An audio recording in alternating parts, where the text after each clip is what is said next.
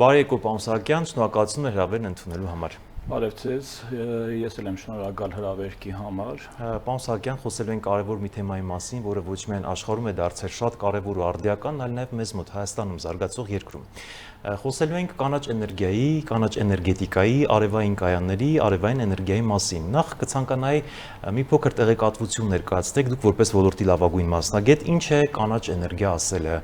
ինչ ենք հասկանում կանաչ էներգիա ասելով եւ ինչ հասկացություն է, մի փոքր տեղեկատվություն մեր հեռուստադիտողին, մեր քաղաքացիներին, որտեղ նրանց համար է շատերը գուցե գիտեն, բայց շատերը չգիտեն։ Մի փոքր ներկայացնենք ինչ է կանաչ էներգիան, արևային էներգետիկան իրենից ինչ է ներկայացնում եւ անցնենք բուն հարցերին։ Խնդրեմ։ Շատ լավ։ Ուրեմն կանաչ էներգիա այդ բառակաբակցությունը պատահական չի, որ կանաչ անունն է գրում, ինչ տեսանկյունից, որ այստեղ օգտագործում ենք ոչ աստղազնային էներգետիկ պաշարներ, այսինքն դրանք են արևի էներգիան, քամու էներգիան, հիդրոէներգետիկան, կենսազանգվածը, երկրաջերմայինը։ Այսինքն այս էներգիաներն են, որոնք չօգտագործելով ածխազնային վառելիք մեզ մատակարարում են տարբեր բնույթի էներգիաներ, թե ջերմային, թե էլեկտրական, ինչու՞ չէ նաև որոշ դեպքերում մեխանիկական էներգիա, որը իր հերթին վերածվում է արդեն մեր համար ցանկալին ու հիմնականում էլեկտրական էներգիայի։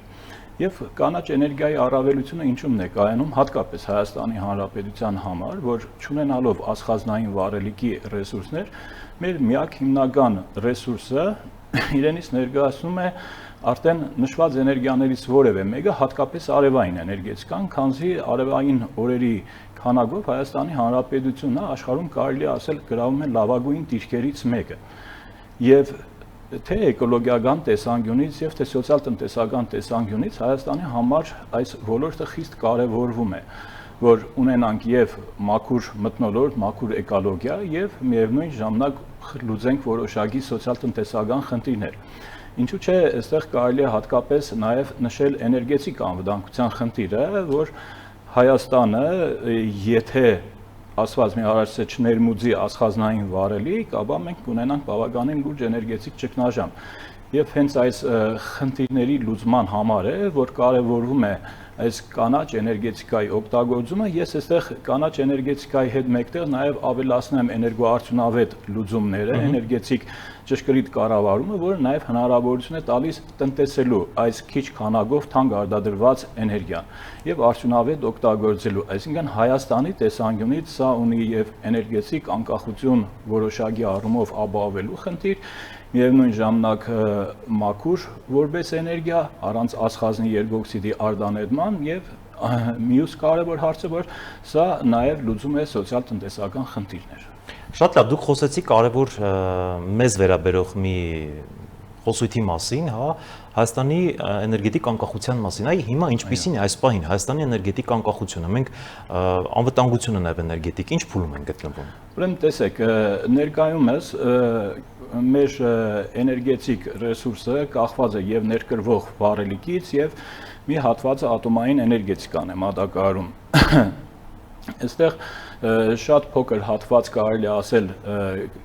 գրավում է վերականգնվող էներգետիկ աղբյուրները, հիդրոէներգետիկան եւ արևային էներգետիկան հատկապես վերջին 10 տարիների ընթացքում որ զարգացել է եւ տեսեք ջերմային էներգիա ջերմաէլեկտրակայանների աշխատանքի համար մենք օգտագործում ենք այսօրվա դրությամբ ներկրվող բնական գազը եւ ինստինկտյան եթե դա ներմուծման մասին է ինստինկտյան արդեն սա դառնում է որոշակի առումով կախված հաշվի առնելով ներկա իրավիճակները, հա, քաղաքական թե տնտեսական տարբեր իրավիճակներ մենք ունենք, այո, դրանք շատ կարևոր հատկանիշներ։ Այդ ածխազնային վառելիքի բացը մենք պետք է փորձենք լրացնել։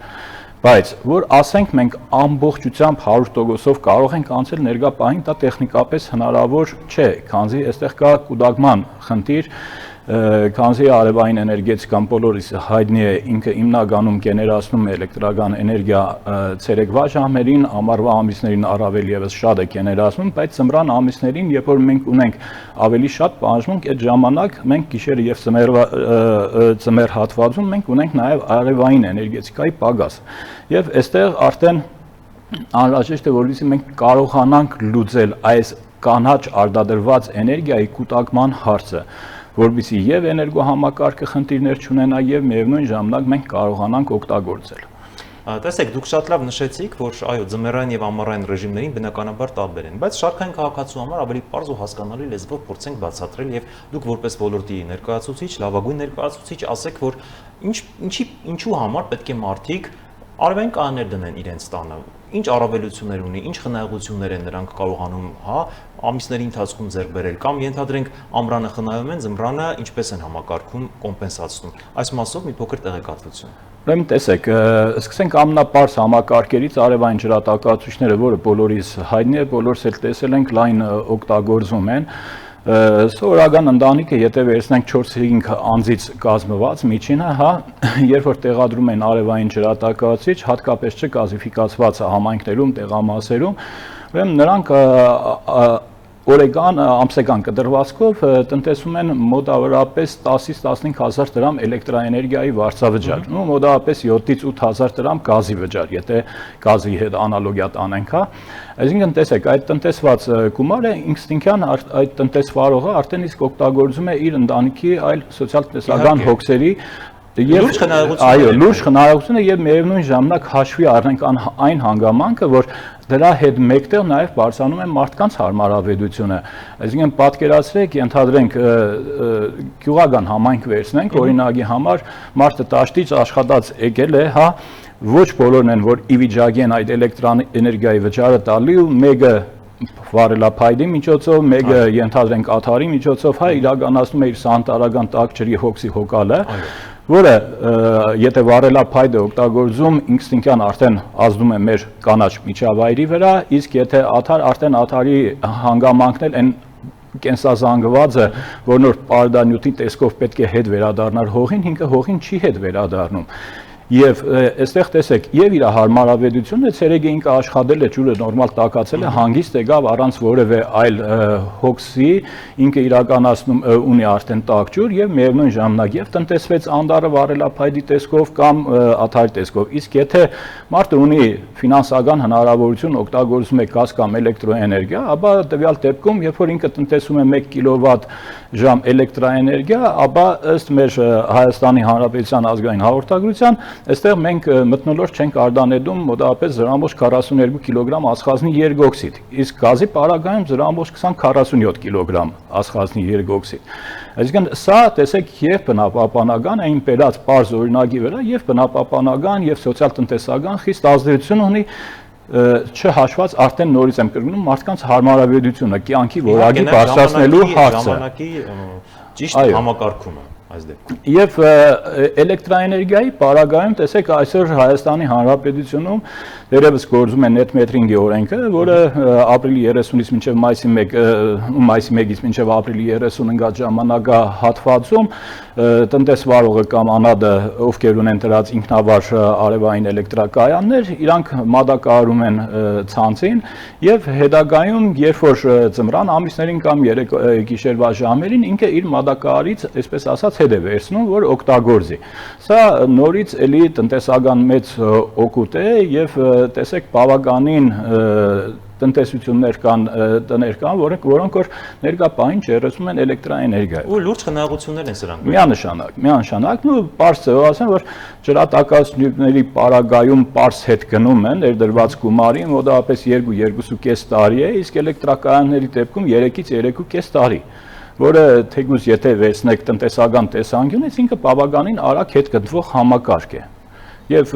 նորից ասենք, որ այս արտադրված թե էլեկտրաէներգիան, թե ջերմային էներգիան ինքը նաև մթնոլորտ չի արտանետում համապատասխան քանակով ածխազնի երկօքսիդներ։ Բոլոր առումներով կարծես շատ շահեկան է եւ խնայողություն է եւ էկոլոգիան է պահպանում եւ նաեւ ժամանակի խնայողությունը, որը ամենակարևորն է ու ամենաթանկն է։ Տեսեք, նշեցինք, որ մեր երկիրը ունի նավթ, ունի գազ, բայց գազն ու նավթը արդեն ավարտվում են, հա, նոր 4-րդ աշխարհակարգում կարծես այլ ալտերնատիվ աղբյուրներ են փնտրում աշխարհի գերտերությունները, աշխարհի հսկաներն ու կառավարիչները։ Մեր երկիրը բնակլիմական պայմաններով, աշխարհագրական դիրքով բավականին լավ արևոտ տարածքում է գտնվում, թույլ տվեք այսպես ասել։ Մենք ունենք ներուժ, որ մենք հետագայում 5 տարի, 10 տարի, 20 տարի գուցե հետո մենք ամբողջապես կարողանանք միայն կանաչ էներգիայից օգտվել։ Շատ հետաքրքիր հարց եք դուք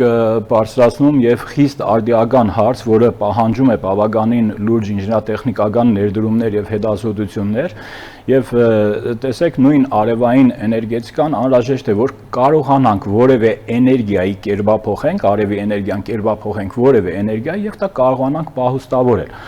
Այսօրվա դրությամբ ամբողջ աշխարհով արդեն սկսել են աշխատանքներ տանել ջրազնային վառելիքի վրա, նո հատկապես կանաչ ջրազնի վրա, նո ճագերտներով կանաչ ջրազինը, որը սինտեզվում կամ գեներացվում է նորից վերականգնվող էներգետիկ ռեսուրսների միջոցով։ Նո տվյալ դեպքում Ինչպես նշեցիք, Հայաստանի Հանրապետությունը, քանի որ ունի բավականին մեծ պոտենցիալ արեգագնային էներգիայի, այստեղ արդեն անհրաժեշտ է որ կարողանանք մենք համապատասխան գիտատեխնիկական առաջընթաց տանենք եւ կարողանանք ամռան ամիսներին սինթեզել ստանալ ջրածին եւ այդ ջրածինը պահուստավորելով հետագա ամիսներին մենք կարողանանք դա օգտագործել։ Ես սա խոսում եմ բավականին լավ ապագայի մասին, ես իրականում կցանկանայի, որ ձեր ասած 5 տարի կդրվածքով, բայց մի քիչ սա իրատեսական չէ, 5 տարին։ Այո, ներկայումս բավականին փորձեր կատարվում են, ես ինքս դեռևս 10-12 տարի առաջ եմ նման փոքր համակարգեր պատրաստել իմ ուսանողների հետ, ներկայումս կա որոշակի լուծումներ, ուղղակի այդ լուծումները անհրաժեշտ է որ արդիականացվեն եւ տեղայնացվեն մեր տեղանքին համապատասխան եւ կարողանանք դրանք օգտագործել։ Սա կանաչ ջրազնի օգտագործումը ըստ իմ մտածելու ինքը ամենալավ ճանապարհն է լուծման, որովհետեւ այս բալանսը իմ նշած գիշեր, ցերեկ, ամառ, ձմեռ բալանսը կարողանանք ստաբիլ ձևով պահենք, կայուն ձևով կարողանանք պահել էներգետիկ պոտենցիալը։ Շատ լավ, պարոն Սահակյան, եւս շատ նուրբ կարևոր հարցի եմ ուզում անդրադառնալ։ Պետության դերը ինչպիսին պետք է լինի, ինչպիսի գործընթացներ, գործիքակազմ, ինչպիսի գործողություններ, սուբսիդիաների տեսքով ինչ պետք է անի պետությունը, որպեսզի Խոսքը Հայաստանի Հանրապետության մասին է։ Հասկանալի։ Իշխանությունները, որպեսզի մեր երկիրը իսկապես անվտանգ եւ որևէ մեկից կախված չլինի, թեկուզ 10-5-20 տարի հետո, ո՞րն է պետության դերը։ Ռազմավարությունը։ Այո, ներկայումս բավականին օրենքներ, նախագծեր կան մշակված, որոնք որ խթանում են, առաջ են տանում տվյալ ոլորտը, հա, եւ միևնույն ժամանակ կարելի է պետության հետ մեկտեղ նշել, որ նաեւ միջազգային տարբեր կազմակերպություններ, տարբեր ֆինանսական կազմակերպություններ նաեւ աջակցում են ոլորտի զարգացմանը եւ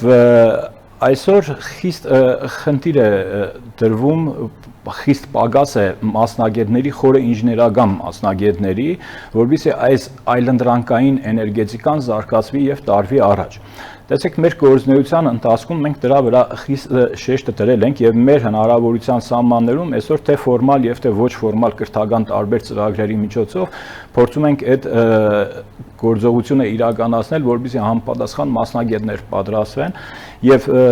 պետության դերը բնականաբար այսօր շատ կարեւոր է, որ բացի օրենսդրական դաշտից, բացի նախաձեռնություններից, տարբեր որոշումներից, նաեւ խիստ անհրաժեշտ է որ ունենանք այն համապատասխան մասնագետները, որոնք կարողանան կյանքի կոչել տվյալ ընդունված օրենքը, տվյալ որոշումը, տվյալ քաղաքականությունը, ռազմավարությունը տանեն առաջ։ Նաև պարոն Սահակյան, շատ կարևոր է որ կրթել հասարակությանը, հենց դպրոցական տարիքից, որպեսզի հասկանա երեխան, որ ինչ է կանաչ էներգիան, ինչ է արևային էներգիան։ Գուցե այս մասով էլ ունենք բաց։ Մենք ունենք այս մասով բաց, տեղեկատվության առումով, կրթության առումով։ Տեսեք, տեղեկատվության առումով, կրթության առումով վերջին ժամանակահատվածում, չգիտեմ, դուք տեղյակ եք թե չէ, դպրոցներում բավականին լայն թափով ներդրված են նախագծային աշխատանքներ կոչված հասկացողությունները, կոնկրետ մեր գրասենյակ կանաչ տեխնոլոգիաների հայկական կենտրոն հիմնադրամը մեր դռները բաց է եւ տարբեր դպրոցներից, տարբեր ուսումնական հաստատություններից մենք ընդունում ենք երեխաներին, ուսանողներին, աշակերտներին եւ տեսեք մեր ընդունելության հիմնական ժամանակահատվածում մենք ոչ թե շեշտը դնում ենք անմիջապես, այսպես ասած, մասնագիտական կողմնորոշման համար, դուք լավ տերմին օգտագործեցիք տեղեկացվածություն, այլ երբ որ առաջին հանդիպումը մենք ունենում ենք աշակերտների հետ հատկապես, ովքեր դեռևս նոր են մասնագիտացման շեմին կանգնած, ես կոնկրետ նշում եմ, որ անկախ են հանգամանքից մեկը բժիշկ է դառնալու, մեկը մանկավարժ, մեկը հասարակական գործից տվյալ թեմայի մասին մենք տալիս ենք իրենց տեղեկացվածություն, որովհետեւ յուրաքանչյուրը վաղը մյուս օր թե իր ընտանիքում եւ թե իր աշխատավայրում գիտենան, որ կա նման լուծում, կա նման տեխնոլոգիա եւ կարողանան այդ տեխնոլոգիան ներդնեն իրենց մոտ։ Եվ իհարկե, եթե այդ աշակերտներից կամ ուսանողներից, ովքեր որ ցանկություն են հայտնում առավել խորանալու, ապա մենք նրանց հետ կազմակերպում ենք ավելի խորացված, ավելի հետաքրքիր տեղեկատվություն, ավելի հանգամանալից ներկայացնում ենք եւ այս գործընթացը ոնց որ բավականին դրական արդյունք է տվել վերջին ժամանակահատվածում մենք ունեցել ենք նաև աշակերտներ, որոնք որ մասնակցել են էներգոարդյունաբերության տարբեր մրցույթների, մեր կողմից վերապատրաստվածները եւ բավականին արդյունքներ են ցույց տվել, որը շատ լավ է եւ դպրոցներում եւ ուսումնական հաստատություններում, նաև ուսումնական հաստատություններում տարբեր ավարտական աշխատանքներ, դիպլոմային աշխատանքներ, որոնք որ պրակտիկայի տեսքով հաջողում են մեր մոտ, մենք արդեն ուղղորդում ենք որոշ թեմաներ, թեկուզ ենթադրենք տեղեկատվական տեխնոլոգիաներ, որ նոր առաջին հերթին առաջին հայացքից թվում է թե որևէ կապ չունի, բայց այստեղ քանի որ կա էներգետիկ կառավարման խելացի համակարգերի խնդիր, մենք ուղղորդում ենք, որ կա այսպիսի խնդիր, ենթադրենք պարզ, այս վերջին ժամանակները շատ է օգտագործում խելացի տուն հասկացողությունը, որ նոր խելացի տուն, խելացի, այդ ամեն ինչը էներգախնայողություն եւ ռեսուրսախնայողություն է, եւ արդյունքում մենք ուղղորդում ենք, որ կա այսպիսի խնդիր, կազմեք համապատասխան ալգորիթմը, կազմեք համապատասխան ծրագրային միջավայրը սա լուծելու եւ կամա թե ագամա այդ նույն ծրագրավորողը կամ IT մասնագետը ինքը ինստինկտիվ խորանում է նաեւ ձեռք է բերում բավականին լուրջ ինֆորմացիա եւ իրենք էլ իրենց հերթին են հետաքրքիր լուծումներ առաջարկում, իրեն ոչ մասնագետի կողմից հետաքրքիր երբեմն լուծումներ են առաջարկում, որն շատ հաճելի է եւ մենք ընդունում ենք, այո, կյանքի կոչում դառնում է լավ նախագծում։ Եվ ներկա պահին տեսեք նաեւ էներգոարդյունաբերության խնդիրն է բավականին լուրջ խնդիր, սկսած շենքերի պատող կոնստրուկցիաներից, ես իմ սկզբում նշեցի, որ խոսքում նշեցի, որ նաեւ կարեւոր է, որ մենք կարողանանք պահպանել այդ էներգիան թե ամռան ամիսներին, որ չշոկենք սենագում առանց կոնդիցիոների մենք հով մնանք եւ ձմռան ամիսներին, որ այդ թանկ ջերմային էներգիան դուրս չհաղորդեն, սա նույնպես տեխնոլոգիաներ է։ Երկուստ եք փոխշահավետ լինի բոլորը։ Այո, միանշանակ։ Եվ վերջին հարցը փորձենք ամփոփել, պարոն Սահակյան, եթերային ժամանակը սպառվում է, այ դուք եթե հնարավորություն ունենայիք խորհուրդ տայիք կանաչ էներգիայով զբաղվողներին, որոշում կայացնողներին, գլոբալ առումով, հա, այն մեծ խաղացողներին, ինչը կլիներ, խորհուրդ կամ ինչ-որ մի հատ նկատառում կամ որևէ ինչ-որ մի բան, ձեր մեսեջը որը կլիներ, գլխավոր դերակատարներին։ Իմ մեսեջը ներկա պահին կլիներ, որ հատկապես կրթական, ինժեներատեխնիկական անձնակազմի կրթելու հadoop ծրագրեր մշակեն, որպեսզի կարողանան թե արտերկրում, թե մեր մոտ վերապատրաստումներ լինեն խորը, շատ խորը մասնագիտական, հետազոտական նաև աշխատանքներ կատարվեն, որպեսզի այս ստացված արդյունքը, քանզի երբ որ չկա մասնագետը, միևնույնն է մենք չենք կարող ոլորտը առաջ տանել։ Մեզ անհրաժեշտ են խորը հետազոտողներ, գիտնականներ, ինժեներատեխնիկական լուրջ անձնակազմ կրթվել, այո, միանշանակ, եթե ունեցանք այդ ինֆորմացիան կրողը, տիրապետողը, տեխնոլոգիան առաջ տանողը կամա թե ակամա այս ոլորտը առաջ է գնալու, որովհետեւ տեսեք, երբ որ արևային էներգետիկան նոր սկսում էր թափ հավաքել, մեզ կարելի ասել որոշ դեպքերում նաեւ մարդիկ քմծի զաղով ասում են ինչ լուրջ էին վերաբերվում, բայց երբ որ մենք կանգնանք, մեր արանք առաջ տարբեր մեթոդներ կիրառեցինք, ել ջերուցում, ել մրգերի չորանոցներ, արևային եւ համառորեն առաջ շարժվեցինք եւ արդյունքը տեսնում եք, այսօր ինչ թափով ինքը զարգացավ։ Եվ ստեղ արդեն կարելի ասել այդ խորը գիտական պահն է պետք, որովհետեւ թեկուզ այդ նույն կանաչ ջրազնի արտադրությունը, այլ տեխնոլոգիաներ, կառավարման մեթոդաբանություն ինչի չէ, որովհետեւ նույն այդ էներգետիկ մենեջմենտի մեջ էլ մենք ունենք այսօր բավականին բացթողումներ եւ այդ նույն կառավարիչների պատրաստման համար էլ անհրաժեշտ է, նույն աուդիտորների պատրաստման համար էլ լուրջ դպրոց է անհրաժեշտ, գիտելիք է անհրաժեշտ, որովհետեւ մարդիկ կարողանան դա տանել առաջ։ Շնորհակալ եմ հանգամանալից ներկայացնելու համար։ Խնդրեմ, ես էլ եմ շնորհակալ հրավերքի համար։